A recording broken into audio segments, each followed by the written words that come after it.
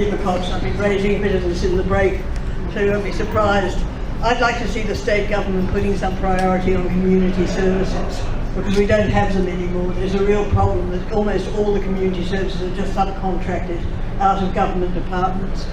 So there's no capacity of communities to set things up, to do things on their own. The neighbourhood centres have been defunded from any sense of any core funding, so they can't respond to communities. So we've got the system where communities are lacking things, and they're trying to do things on their own, but they can't do it.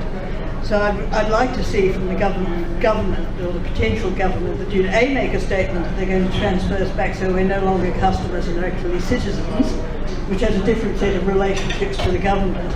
And also that there will be a plan for the community services in New South Wales to make sure that we've got services for aged and things like that which are not privatised, not run by the market, and actually meet local needs. And that also involves Indigenous communities being given the capacity to run their own stuff. And as yet I haven't heard a peep out of the government about welfare or community services, so I'll leave you to bring that one to them. Thanks, Eva.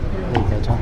All right, thanks for that, Eva. You've covered a fair bit of ground there, so I'll attempt to respond to that. So, firstly, I really agree when it comes to that point about citizens or consumers. I see the idea or customers.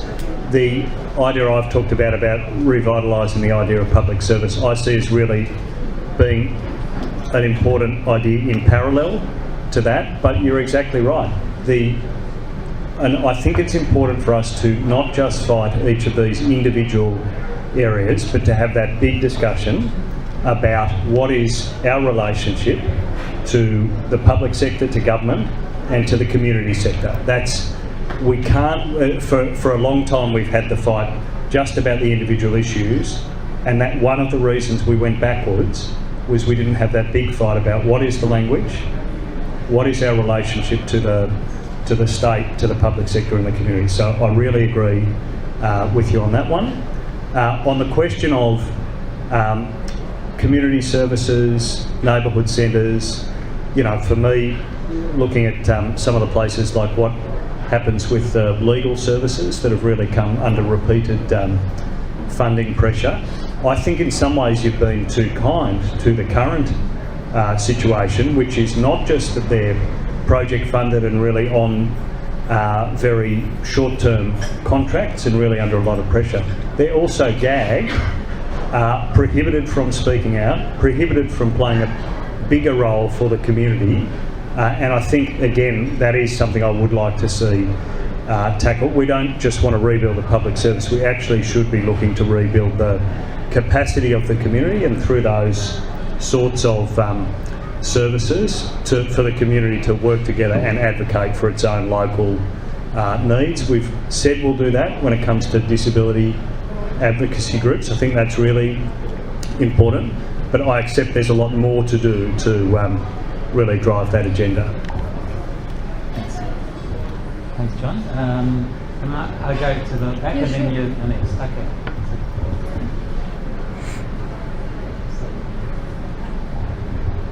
Hilary Morrissey. Just one short question. Closer to you now. Sorry. Where is the big solar development going to be in New South Wales? And I agree with you about the hollowed out departments. With the lack of all that lost expertise, would we be fighting with Acciona right now if everything had been done properly? Yeah. Would we have trains that fit through the tunnels going to Lithgow if it had been looked at properly? And would the trains have had enough power to get to everything without having to change the whole system? All of that is extra cost. Yeah. And I'm sure expertise in engineers or permanent staff would make a difference. What is your plan about cladding? I understand there was a talk yesterday, and who is going to be responsible? And what about the Murray? Are you going to hire an army of inspectors? And what's the other thing? Housing commission as opposed to affordable housing. Okay. What's next for building? Thanks, Hilary. Right. Thanks for that, Hilary. Now you've covered even more ground than Eva. This is all right. So I'll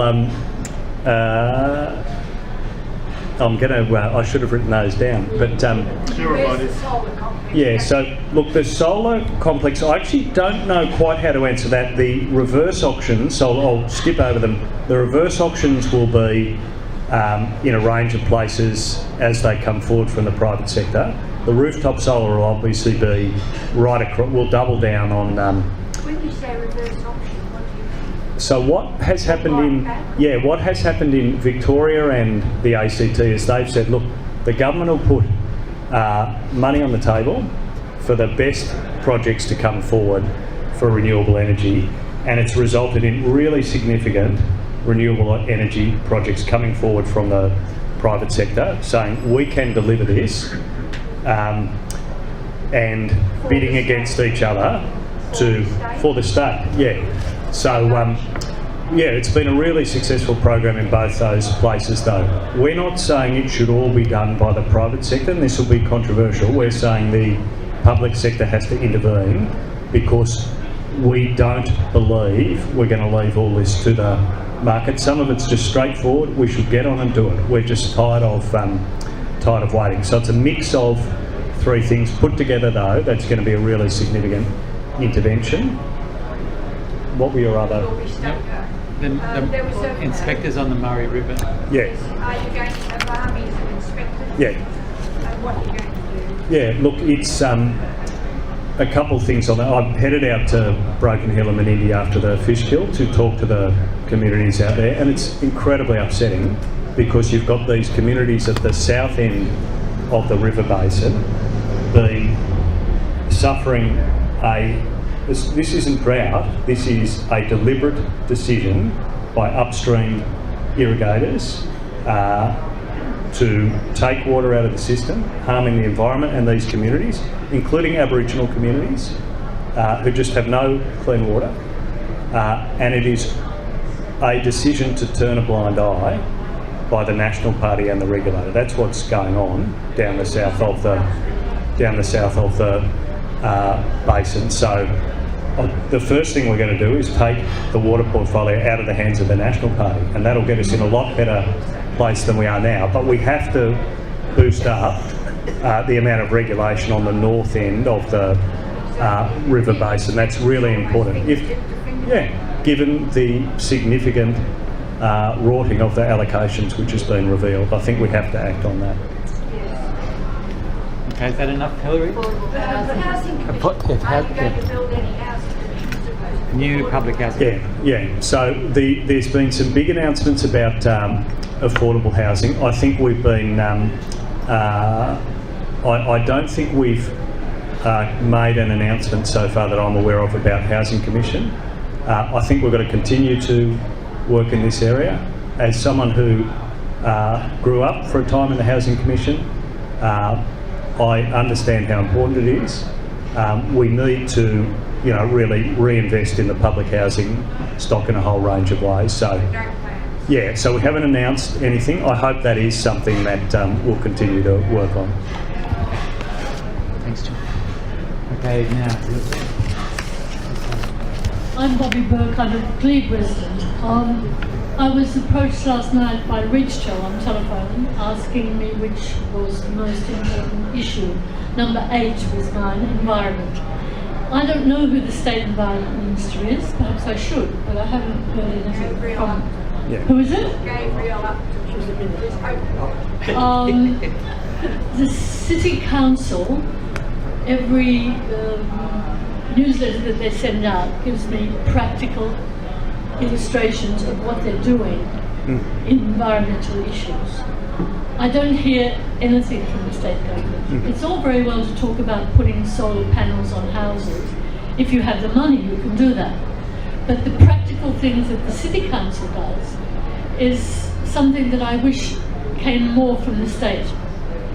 Not from private enterprise, but from the state doing it. Environment surely is one of the major issues. And I don't really care if New South Wales leads Australia or not, just as long as they do something practical. Thanks, Bobby. Yeah, well, it is. The thing I am frustrated about, though, is we were really acting and we dismantled some of that architecture, particularly on climate change, hoping... What did you just mention? Yeah, so Carr in government, to his credit, set up the world's first carbon trading system, the greenhouse gas system, which was moving to the sort of trading in the energy sector in New South Wales that saw carbon emissions being eliminated here in New South Wales. He makes the point in his recent book, if that had stayed in place, imagine if that had stayed in place and sectors had been added to it, every couple of years, we would be now in a much, much better position. We actually would have saved, we would have really, at this point, transformed the economy and the carbon economy of the state had we taken that and continued that approach. So I do want us to get back to that sort of leadership. I do want... Well, I don't want to recap on the entire history of how the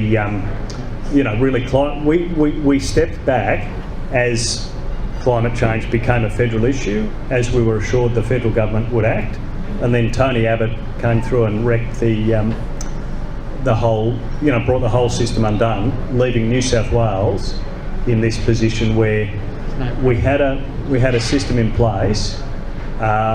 And we were then left with no federal leadership. So we're just saying we're not prepared to wait. We do want to act on that. Environment in this election is very important when you actually ask people what they're voting for. So if you indicated that as number 8 if you selected option 8, Number 1. Yeah. you're certainly not alone. It's more important this election than it has been. Part of that is about the issues about the climate and the planet. Part of it, though, is about what's going on outside of Sydney. Land clearing starting up again in the north of the state, the northwest of the state. The bulldozers are back out after the National Party again has let land clearing loose in the northwest of the state. Okay. Thanks, John. Okay. Coming, Carolyn and... Say your name. I've got a loud voice anyway. Yeah, I'm go. Carolyn Allen. Very good. I empathise with you. I had the reach till and I had to wait till number 8 as well. But I do want to say on a positive side that communities, councils and local communities have been taking lots of action on climate. And, for the last 20 years, mayors of capital cities all over the world have met together and lots of councils are doing great stuff. But it's a pity governments were. My concern, or my questions concern the privatisation, because not only do we lose expertise, we lose complete transparency of everything, we lose revenue streams. Will the Labor Party is your policy to have no more privatisations? And one thing about that is you could also say, to build up the public service, you have no more consultation to PricewaterhouseCoopers and these sort of people. The same people all the time get the same, and they are making a profit. The government can set up a community. There'd be lots of citizens groups that would help you do these things. So I would like to know how the Labor Party stands on that. The other just question I would like to ask is, they're saying that there could be a hung parliament in the lower house, I presume they're talking. But to me, that would mean that the splinter groups would be more right-wing. So has Labor talked about this, and what do you think? I mean, I came along tonight to see what people thought might play out with what's happening in 4 weeks' time. So I'd like to know that. Great. Okay. Carolyn. All right, so privatisation first. So back to what's happened, $70 billion worth of privatisations. Now, I think people here who followed politics closely will know that Labor's often had some pretty intensive arguments about privatisation inside Labor. What I can say, though, is that as a result of seeing this fire sale right through the public sector, there's absolute agreement across the Parliamentary Labor Party that the privatisations have got to stop. And that's what Luke Foley said as leader, that's what Daly said as leader, and I think it represents a real change in the Parliamentary Party, an issue where there were a range of views in Labor and some pretty hot fights to one where people agree, look, this has fundamentally shifted the dial and we have to defend the public sector and we've got to grow it. One of the ways we can do that is exactly as you point out, to stop the culture of consultants, to stop the culture of people being sacked out of the public service and coming back on a higher rate of pay, and that is exactly what's going on because of the way it's accounted for. So that is, I think we've got to rebuild the core capacity of the public service, and that's fundamental to wanting to do things with government, with the community. It doesn't matter if your government agenda is to run the economy at run the budget at a balance and just keep the economy ticking over. You don't actually want to do much with government. It really matters if you want a government which can be active, which can do things. On the questions about the state of the race and a potential hung parliament, look, this is a very close election at the moment. You really have to go back to 91 or 95 to find a race that's this close. So it is going to be heavily contested. There's two very different reactions going on. So in Sydney, I think people would have a bit of a sense of how things are going. There is a swing against the government. People are frustrated. In the bush, there is a riot going on. It's quite remarkable. People really feel, and the stadiums has become the signature, it's become the symbol of this. All the money's being spent in Sydney is how people feel. I'll just give you this single fact about what's happening in the bush versus the city. In the last census, this is what happened to jobs over 5 years. In the city, 342,000 up. In the regions, 17,000 down. And that is the economic story that people are reacting to. What does it mean? So it's close. If there's we're going to fight to win. If there's a hung parliament, we'll deal with that afterwards. I'd make this point though, that the sort of environment where this government has become so unpopular so rapidly at the tail end of its term, I hope that's something that some of the independents or some of the minor parties take into account if we get into that situation. Okay, thanks. I'll go to Rob and then to you. Stand right over here. Thanks, Peter.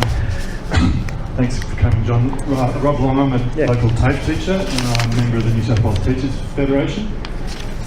Thanks for what you've said about TAFE, and I think Labor has sort of learned from mistakes in the past about their aims at privatising vocational education hasn't worked, and I think they have a pretty strong policy now. We're still working on pumping them a bit harder, but that's the game. But what I'd like to talk about is another part of adult education, and that's the really disgraceful thing that's happened under Minister Elliott, who's the Minister for Correctional Services and Justice, I think his title is. And he privatised education in prisons and has stripped virtually all qualified teachers out of New South Wales jails. There used to be qualified teachers who were permanently employed in jails.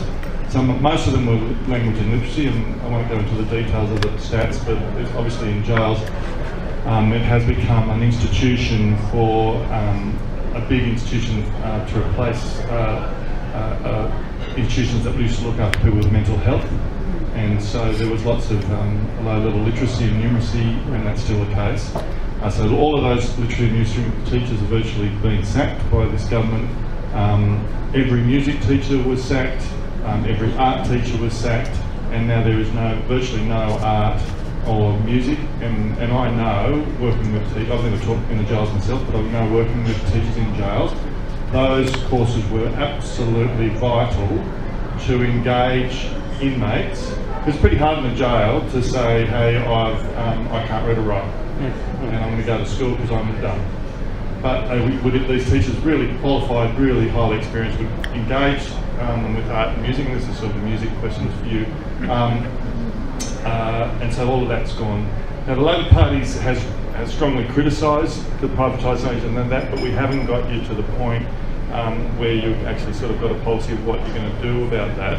So I'd like to, one, question you about how important it is to get those sort of education facilities back into jails. I have got a funny little anecdote from a great music teacher in jail called Murray Cook. He said, it's not good on your CV if you come out of jail and you go to a job and say, you know, I'm an ex-con. A lot of employers don't want to employ you. The public sector won't even look at you. He said, but if you want to be a muso, it's actually pretty good. Fantastic. Okay. So what are we going to do? How do we push you a bit harder to get a policy in the next 4 weeks that says you are going to bring qualified teachers back into jails? Thanks a lot for that, Rob. So, look, it's so it is something that I've talked direct to the Federation about. So it's not my portfolio, but I am, you know, look, I'm pretty concerned when I heard the story about where this is up to. The thing that upset me most about it was this isn't a whole lot of jobs, it's not a whole lot of money, it is just mean-spirited to take away from these people a second chance. That's really what you're describing. And so, yeah, look, I think, so yes, we've been very critical. Yes, you're correct. I don't think we've come out in the campaign and said exactly what we'll do. I can tell you my view as a member of the caucus, not as a, you know, although it's someone else's portfolio. This is the sort of thing we have to do in government. You know, that's got to be important. You've got to give people in prison a chance to turn their lives around. Not everyone's going to do it, but people have got to have a chance to do that. So happy to keep working with the Federation on it, but it's certainly one I personally feel pretty strongly about.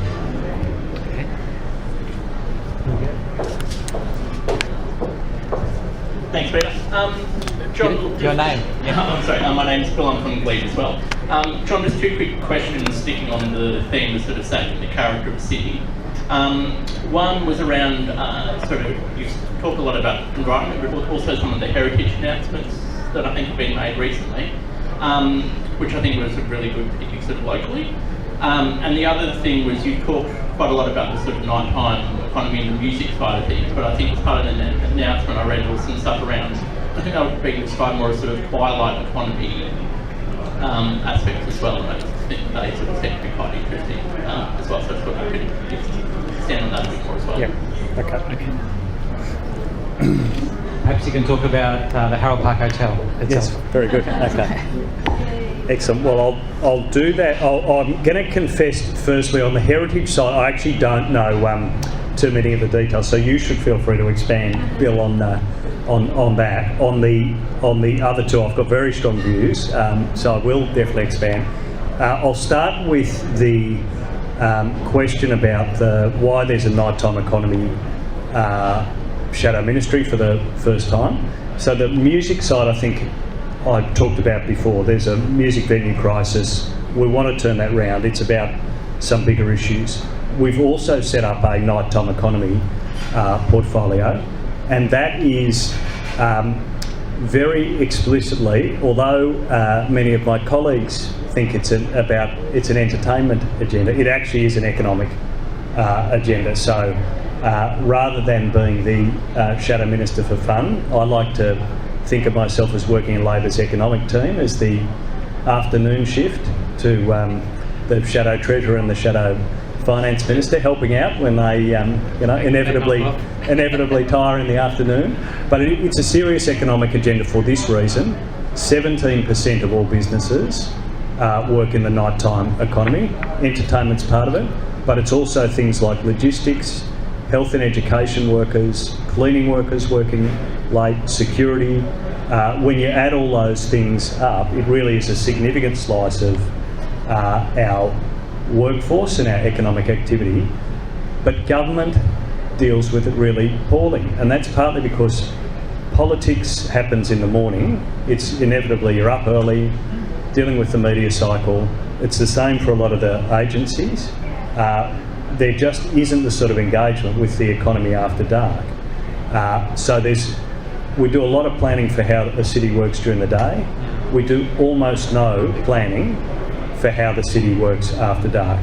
What's the most important part of that? Well, it's all important, but we've drawn the distinction between the twilight economy, 6 to 9 p.m, and the late night economy, 9 p.m. till 2 a.m. Really the big economic issues are in that 6 to 9 p.m. time, where you might choose to go and see a film, go and have a meal, go shopping, go to a gallery. You might choose to, be out and about in the community.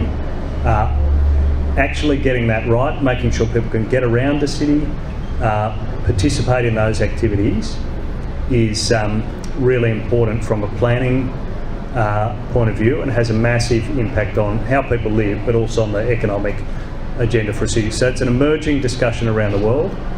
We want to get that right. We think there's big opportunities to do that. We certainly think that this government's headed in exactly the wrong direction by shutting down the late night entertainment sector. What they've done is run a wrecking ball through the twilight economy sector. They're all linked, but the fact that people are fleeing the city and not being there late at night is having a big impact on the retail sector. Sydney's just transformed. People are, no longer are there people around after sort of 7. You can walk through the city and it can be empty quite early in the evening, and that's a real waste of a way for a city to work. So that's a very long answer to your question. I did want to, we were chatting in the break though about this venue, which is why Peter's asked about the Harold Park Hotel.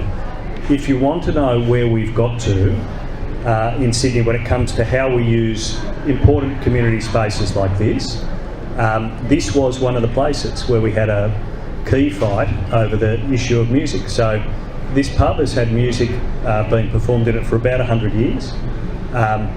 A resident moved in and was lodged a noise complaint because they couldn't quite hear their television loudly enough, and the music here was shut down,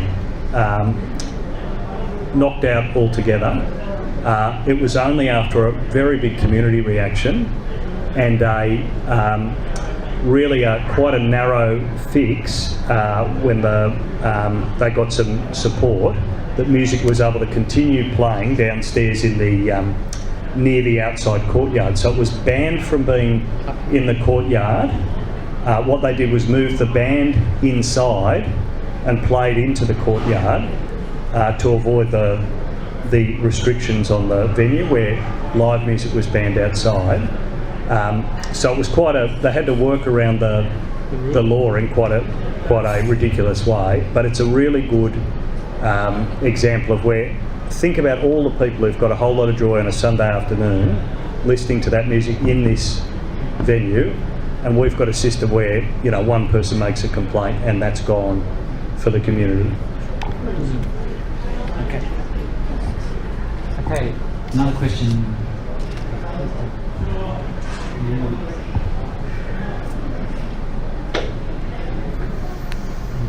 Thank you. My name is Ken Cregan. Good talk, thank you. My question is about strategy. What sort of strategy are you going to use to win this election? Because strategy is so important, because you're going to be the bad guy against these people who have sold off all our assets, have around $100 billion, and they're going to show all the really good things they're doing with that money. And you're going to come along a bit like the Against Smoking campaign. You're going to say, oh no, but that's bad. And people here have raised at least a dozen issues, all of which we can understand, but it's a bit complex to come out with why it's bad. So in a way, you sort of need a group of seminars, like you'd have 12 YouTube sessions, one covering housing, one energy, one the Murray-Darling system, chopping down of trees for tramways, incompatible trains. There's easy a dozen things, and you're going to have to be the bad guy saying what's wrong with what they've done wrong, and they'll be saying how wonderful their trains are that no one can sit in but you can stand and you'll get one every 3 minutes. So what's your strategy going to be the bad guy and defeat them and win? You have a whole lot of YouTube sessions, but then combine them in one really good unifying TV one which adds up the vital points of each of those YouTube sessions. So I'm interested, what's going through your mind? Great, thanks for It is a very good question. It is, it was a big worry going into this campaign. This is a very different election to any state election I've ever seen, where for the first time money wasn't the problem.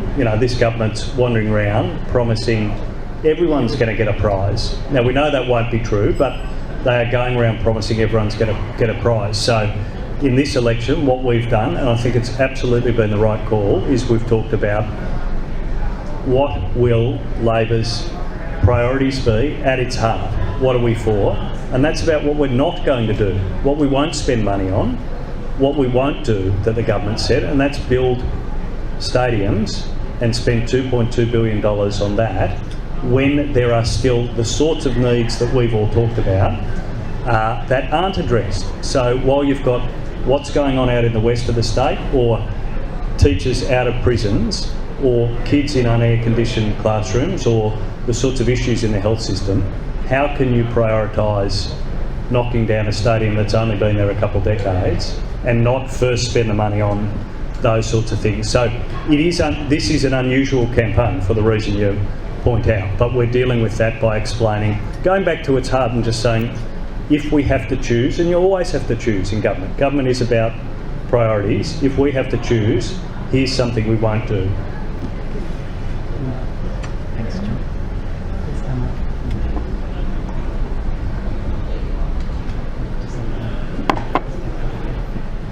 Hi, I'm Louise, and I'm a sort of in-West resident, and I've got 2 points.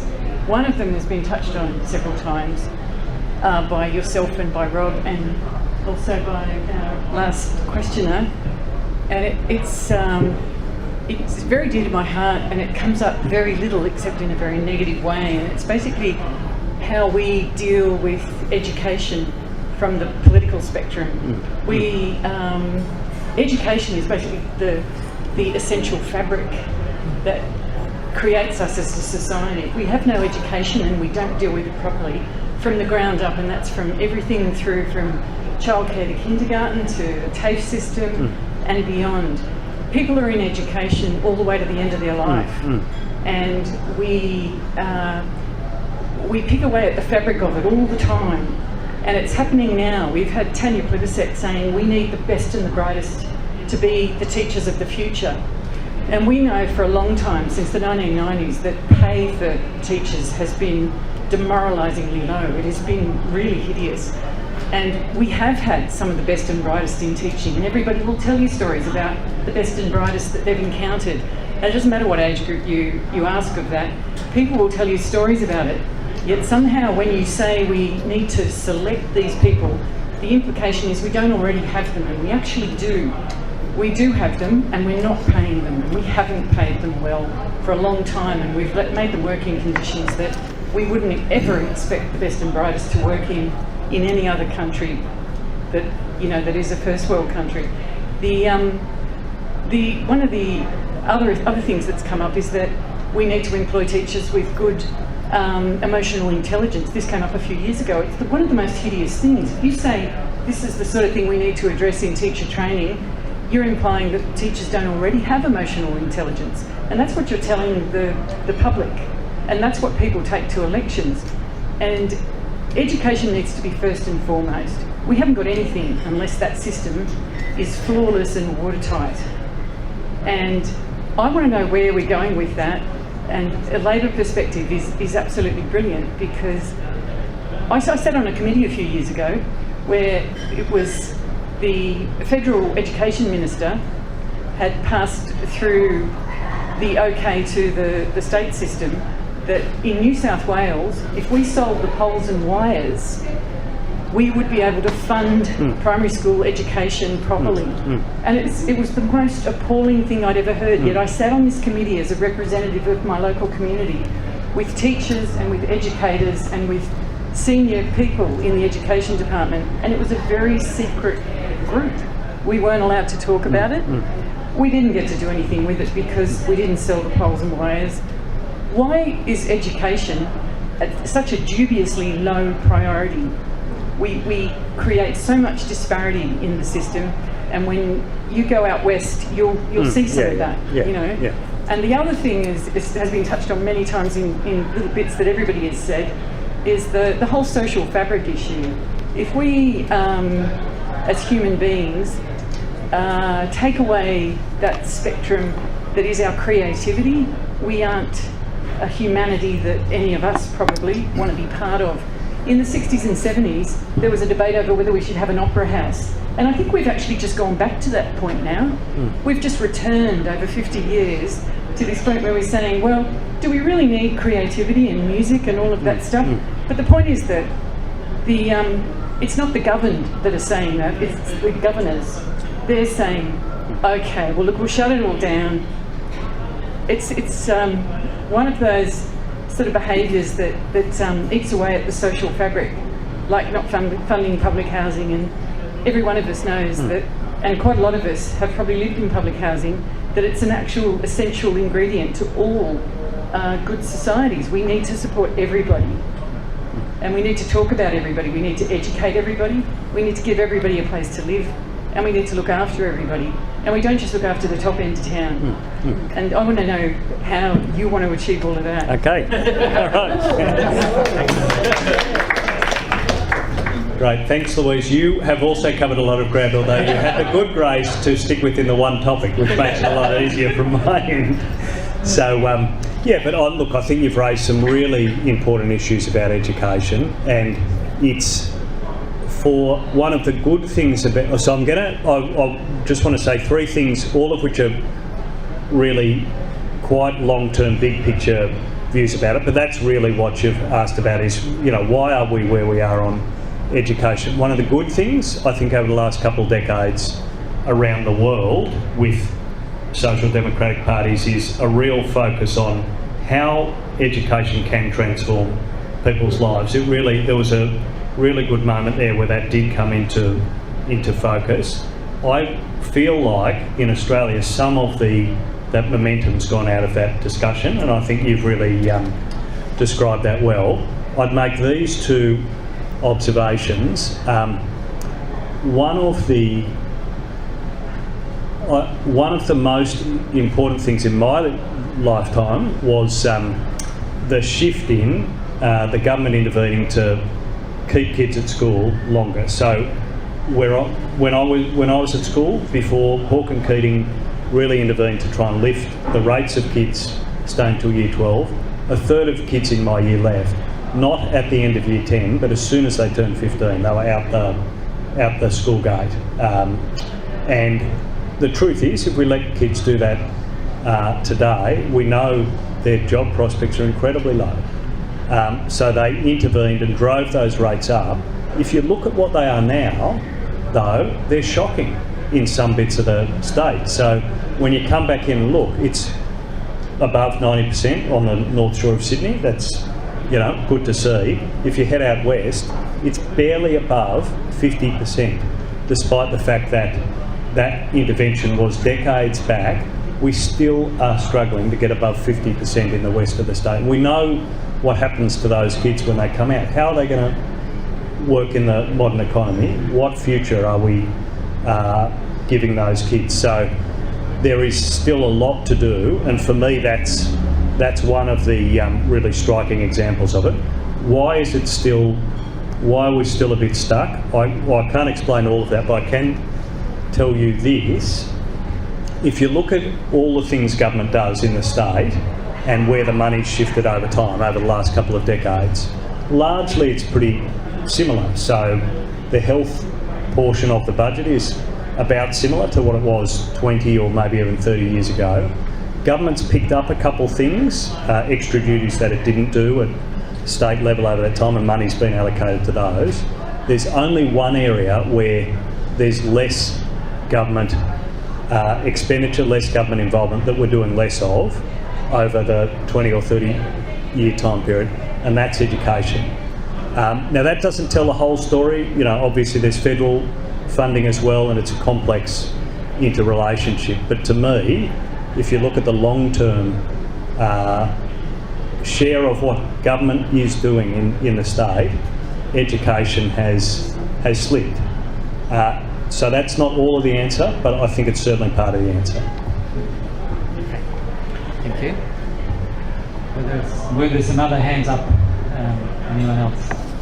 You want to come back, Hillary? Come on. I just wanted to pick up on something Louise said about the teachers, and you want the best, the brightest. That one question, yeah. I was wondering, there has been some discussion about the Singapore system of mentoring, especially for first year teachers, a lighter load, someone to add to the training and so on. Yeah. So that instead of the wastage of people leaving at the end of their first year retention, you get people staying on. Yeah, look, it's a really good question, and I've like others, I know the research about how important it is. It's just a key determinant that the teacher you've got in front of you, their ability to lead the class is just one of the key things that shapes how good their education is. I don't have a lot of views on so I know how important it is, but I don't have a lot of views about the interventions. I do know from talking to friends of mine who have come into teaching for all the right reasons, but have left the system, just how hard it is to keep working away at it, to stay in the system, to deal with all the pressures that are there to work day to day and year to year. So sorry not to be able to go into too much detail, but I accept that it's one of those things that we absolutely have to get right, and when we do, we'll be in a much better position. Okay. Okay, if there's no more questions, yeah, Chris, and then you can come back, Bobby. That's okay. No, we've got plenty of time, so don't worry. Chris and Shield. One of the other unusual features of this election is its proximity to the federal campaign. Yeah. I'd just be interested in your thoughts on how the federal campaign is impacting on the state campaign, and perhaps how the result might affect the federal campaign. Yep. Yeah. No, it's a really good question, and I don't think we've had some crossover between state campaigns and federal campaigns before, maybe with some of the smaller states like WA. In the modern era, I can't recall any period where where the New South Wales and the federal election have been in such close proximity. So I think it will be a factor. We're at the point in the state campaign is it's a fixed date, it's a fixed period. The start gun fires on the Australia Day weekend, and then it's at the last Saturday in March. So it's about an 8-week period, and we're at the period today where every election, the population of New South Wales and the media says this is the most boring New South Wales election we've ever been through. I assume it feels like that at the moment. It's sort of doubly so this time round because we've had a couple of weeks of federal parliament in the middle of the campaign, so this is often the lull before it really heats up and all the serious politics happens in the last 4 weeks. So it's definitely a factor. What will it mean? Well, I think the fact that the federal government's in trouble is potentially very significant. I think really if state, and I say that having looked at what happened in Victoria, where not even I was talking to the Labor team down there in the lead up to that poll, they didn't even really see or expect some of those results coming through. Usually in those last few days, you actually know where the election's going to land if you're in the campaign team. They were really surprised, and I feel like we've got to get close here, but if we're very close, then the federal election might start to be a real factor. So it's no shortcut. You know, we actually have to lay out some positive plans. We've got to persuade people that state Labor's worth a go. Could it be the final thing that tips us over? Well, I think we're in unusual circumstances where that might be right. Okay, thank you. Okay, there was somebody else. Just very briefly, in order to get the campaign going, I'm hoping that we hear more from the Minister for Environment. I'm sure that climate change is a crucial issue for many people in the state. Yeah. And we need to hear what the state government seriously is attempting to do about it. Yeah. Okay, try that one. Great. Yeah, well, look, so I've already said I think environment is more important in this cycle than it ever has been. When we made the changes before Christmas, one of the changes was we created some new portfolios that hadn't been created. 2 of those I picked up. We also specifically had a climate change minister for the first time. So that's Adam Searle, who's dealing with energy but also now climate change, to really say, you know, this is a key priority for us because we know it is for the community. And I think you'll see Penny Sharp, the Deputy Leader, the Environment Shadow Minister, out really pressing the case, particularly in the next week or two, about some of what Labor will be doing on the natural environment as well. There'll be some further campaign announcements. So I encourage you to look forward to those. Okay. Yeah, so he's not the minister yet. He's just please come up.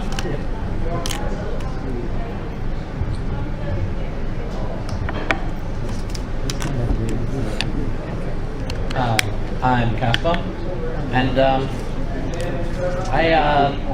the funding in public schools is not distributed equally to each school. And when a school receives not enough funding for all the faculties, they're not going to cut like English or maths or science first. First things they're going to start cutting are going to be like music or drama or art or even sport. And so you get schools that have enough funding for everything. They've got, they've got all they really need. But then you also get schools, like I've been to schools that, they barely have enough instruments for a band, or to pay a conductor to come to the school each week and teach the children music. And I guess my point is, we need live venues to play music because it's an issue with quality of living. But there's not really much point to having all these live venues if you don't have musicians to play at them. Right. Okay. Look, I'm really glad you raised it. I do think it's. I feel almost the opposite way about your last point, which is I just see a whole lot of kids coming out of school who desperately want to love music, want to play music, would love the chance to do it, and I just know that the chances to do that are disappearing in front of their eyes. So I want to tackle the venue crisis. We've got to do that. But what's the if we're going to reach our potential, what's the thing we could most do? Well, actually getting music education right in schools, getting instruments with kids who can't afford them or schools who can't afford them is really important. We're going to fund a trial of that to get instruments in the hands of working class kids in schools that can't afford them, and that's hopefully that agenda will really pick up. But only a quarter of schools have a qualified music teacher doing a class at the moment across New South Wales, and that is absolutely criminal. We have to, now that's going to be tough to change, so that isn't something we've been able to tackle in the short term, but what we've said is we're going to review that whole music education area, and if we get that right, it's going to bring a whole lot of joy to a whole lot of people. It will really engage some kids who education isn't going to engage them otherwise. It'll really help them learn.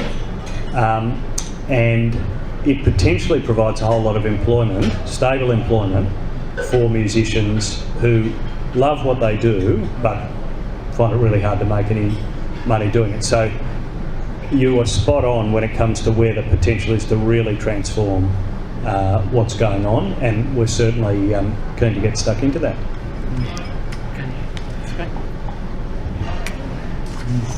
Okay, please come up.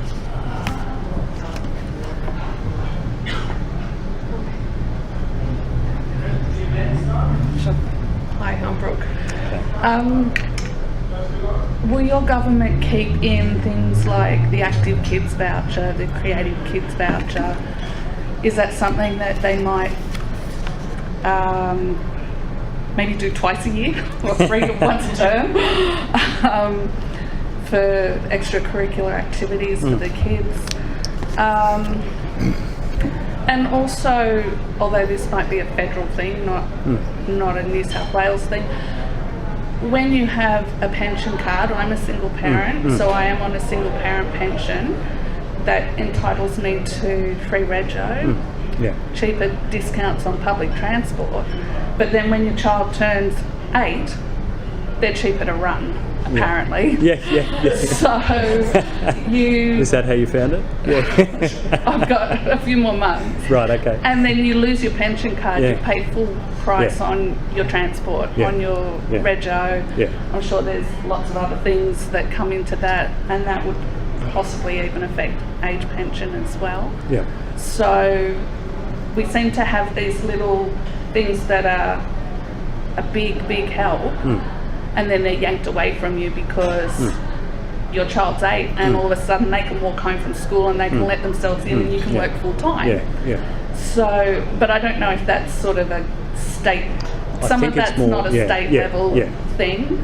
But the things with the school, the Active Kids vouchers and those sort of things, they've been very helpful. But are they going to continue if Labor comes in? Okay. Thank you. No worries, thank you. Well, look, as far as I know, we haven't said anything about changing those. They'll roll on. So that those vouchers that have gone out, and there's the two of them, one for encouraging sort of creativity and one for getting kids active in sport, will roll on. One of the things we've been unable to get the government to be transparent about is how many people take them up and who takes them up. So so we're pressing on with them, but I'd really like to see that information so I could personally satisfy myself about how effective they are as a program. So I think that's something government should be upfront about. I want to make sure that busy parents in neighbourhoods that are struggling have got the time to make sure they access those as well. I want to know that they're actually going out and helping those families. So that's one of the questions we haven't been able to properly answer because the government's been reasonably reluctant to spell out exactly how they're working. So they'll roll on, but as always, I think we've got to keep testing exactly how these things are working. But that's good feedback about how they're working for you.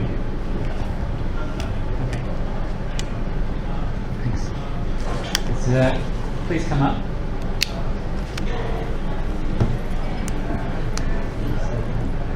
John Tan. I'm a long time WA Labour member. Good. And I'm greatly encouraged to see Michael Bailey. I think there are similarities between him and Mark McGowan. So I think there's good prospects for Labour here. I think one of Mark's strengths was that he came across as very honest, a person of the people, whereas the coalition came across as being captive to free market ideology. And I see parallels here too. So I think that's a strength in Michael Bailey. Second question. I'm a former journalist from Singapore, and I noticed there have been changes in the Fairfax and in the Herald, and I've been given the impression that there's a bit of a climate of fear in the Herald now, similar to what's happened at the ABC. And I'm wondering whether that will make it harder for you to get your message across. Thank you. Great. Yep, thank you. Thank you. Thanks for that. So firstly on Michael, I saw a bit of Mark's campaign in WA, but not too much. But I think for me, as a member of the Labor team, seeing Michael Daly step up into leadership, hit the hustings straight away and just press the case day after day over the Christmas break. All the government ministers went on leave, disappeared, and Daly was up raising the Labor view day after day, including that Opal Tower incident that really said all you need to know about some of the problems with the way development has happened in Sydney in recent years, and we're going to see more of those, is my fear and my prediction. So out pressing the Labor case has been really good, but also it's been a real pleasure to see Michael just pretty relaxed on the campaign trail, very much from working with him. You know, what you see is what you get. So it's not complicated. He's pressing a Labor case, Labor priorities. We're for schools and education, schools and hospitals, not for stadiums.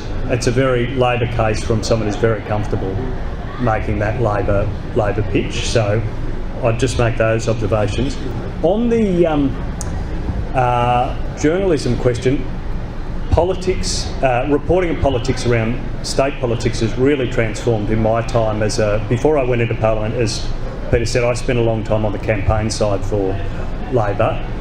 It's really transformed, the reporting of it. Some of that is good and some of that is bad. I'll start with the bad bit first, because I think it's more commonly accepted that, you know, we risk losing quality, independent journalism, public interest journalism out of the media environment. I think everyone here would be very worried about that. So that's one of the pressures.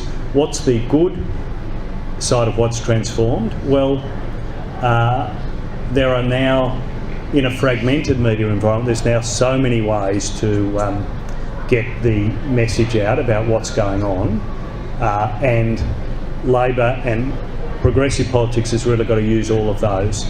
As we've been having this argument about the government's war on music festivals, a little bit of it's been reported in the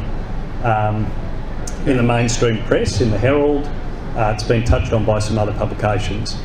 It is the subject of mass communication between young citizens of New South Wales and Sydney. So that's a really good specific example of something that just was not possible when I started campaigning. A decade ago, an issue like that would not have featured, would not have been possible to resist a government that was just saying we're going to do it. It's now possible to do that because of how the media environment's changed. Okay.